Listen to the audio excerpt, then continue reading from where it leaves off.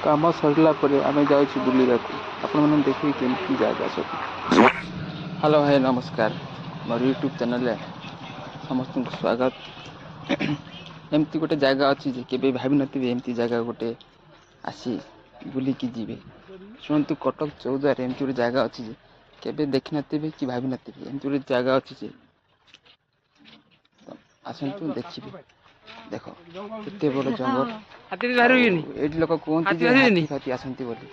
କେବେ ସେଇଟା ତୁମେ ଫିଲ୍ କେବେ କରିନି, କଟକ ପରି ଜାଗାରେ କେବେ ହାତୀ ଆସନ୍ତି କି? ଆସ ଦେଖିଯିବା, ଦେଖିବାକୁ ଯିବା ସେ ଜାଗାକୁ। ଲୋକ ତ କୁହନ୍ତି ଏ ହାତୀ ଫାତୀ ବାହାରନ୍ତି ବୋଲି। କେବେ ତ ମୁଁ କେବେ ଦେଖିନି ହାତୀ ରିଏଲି। ଦେଖିବା କେବେ ଆସନ୍ତୁ। ଆମର ତ ଏଇଠି କାମ 15-16 ଦିନ କାମ ହେବ। ଯଦି କେବେ ଦେଖା ହୁଏ ମୁଁ ଆପଣମାନଙ୍କୁ ହାତୀ ସବୁ ବିଷୟରେ ଗାଛ କିଛି ବଡ ହୁଏ ନା। କହିବି। ନମସ୍କାର। ଆଉ ଯଦି ମୋ ଭିଡ଼ିଓ ଟିକେ ଭଲ ଲାଗିବ ଲାଇକ୍ ଆଉ ସବସ୍କ୍ରାଇବ୍ କରିଦେଇ ଯିବେ। ଜୟ ଜଗନ୍ନାଥ।